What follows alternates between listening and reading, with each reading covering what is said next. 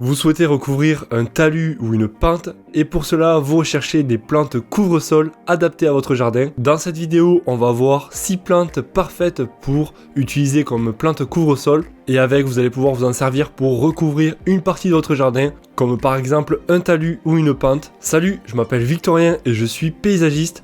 Et sur cette chaîne, je vous aide à aménager votre jardin. À la fin de cette vidéo, comme d'habitude, on se garde ma plante préférée qui sera très résistante au sec et que vous allez pouvoir installer en plein soleil, plein sud.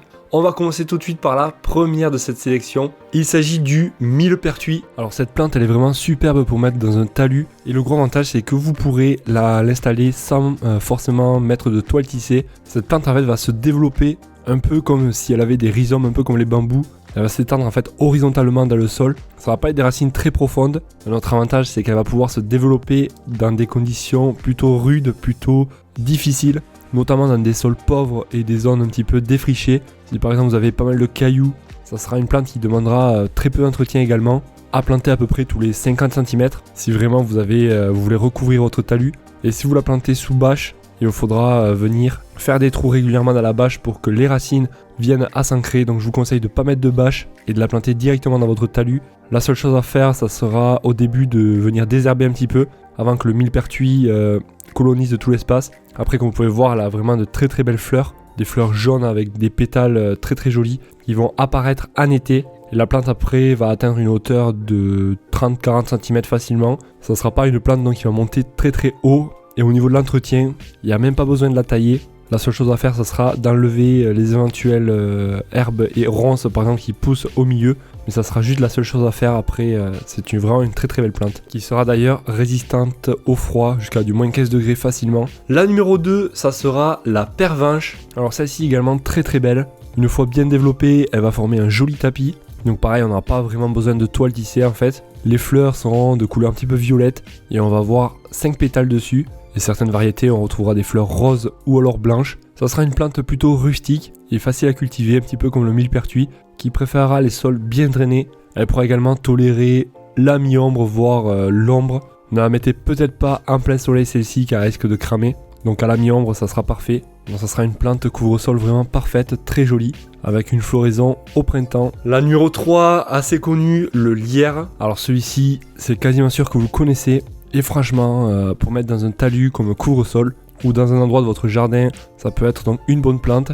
L'avantage c'est que il aura une croissance plutôt rapide et un feuillage persistant, comme toutes celles que l'on vient de voir pour l'instant. Le feuillage donc est persistant. On pourra également avec couvrir des murs, des clôtures. Et après on trouvera différents lierres avec des couleurs et des formes différentes au niveau des feuilles. À installer plutôt mi-ombre.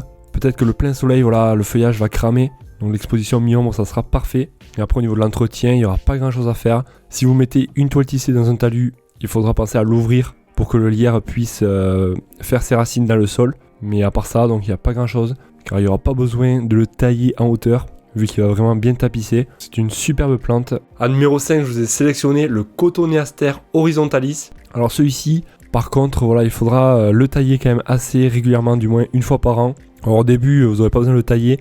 Mais par la suite, si vous l'installez dans un talus, je vous conseille de venir le tailler quand même une fois par an pour pas qu'il monte trop en hauteur. De préférence, celui-ci, plantez-le avec une toile tissée quand même dessous. Et la première année, il faudra penser à l'arroser, notamment si vous le mettez en plein soleil. Car après, il résistera bien le plein soleil. Mais les premières années, il faudra l'arroser avant qu'il prenne bien racine.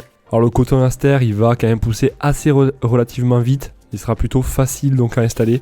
Il peut supporter également une ombre partielle, mais voilà. Plutôt plein soleil voire mi-ombre et il sera plutôt résistant à la sécheresse une fois bien installé. Alors vous pouvez voir il a des petites feuilles vraiment très très jolies, plutôt luisantes, ovales. Et en été, automne, il va faire des petites baies rouges, ça amènera quelque chose de très décoratif. Et à l'automne, vraiment le feuillage est très très joli, il va changer de couleur et ça sera un arbuste persistant. Non, je me suis trompé, celui-là d'avant c'était le numéro 4, celui-là donc ça sera le numéro 5.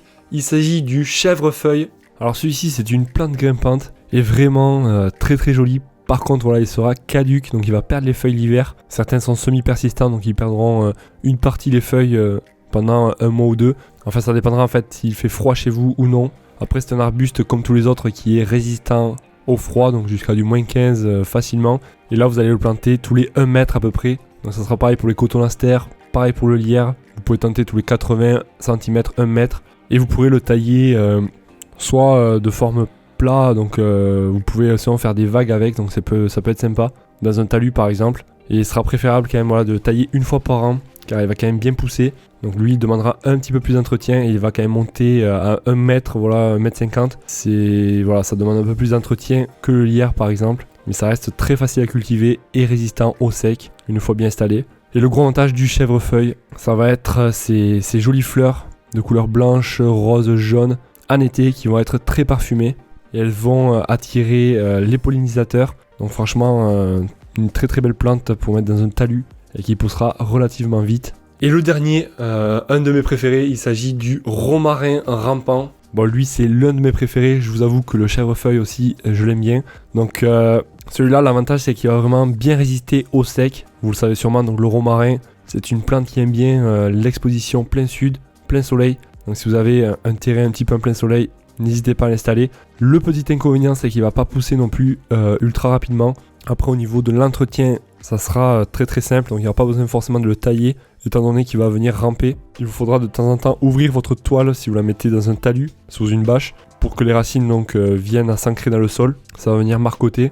Il va tolérer les sols pauvres, et comme je l'ai dit, une exposition ensoleillée, ça ne lui dérangera pas, au contraire, ne le mettez pas à la mi-ombre celui-ci ou à l'ombre. Donc c'est vraiment plein soleil, plein cagnard. Et voilà, arroser la première année bien sûr, si vraiment il fait trop chaud. Et en été, on va avoir des jolies petites fleurs bleues ou violettes qui vont attirer donc les papillons, les abeilles, donc c'est très très joli en plus. Et l'odeur, je vous cache pas que c'est très très aromatique, donc ça sent très très bon. Il aura un feuillage persistant. Sachez d'ailleurs que je vous ai créé un guide gratuit, il s'agit de 4 vidéos pour vous apprendre à aménager votre jardin. Donc si vous souhaitez le visionner, il s'agit du premier lien dans la description de cette vidéo.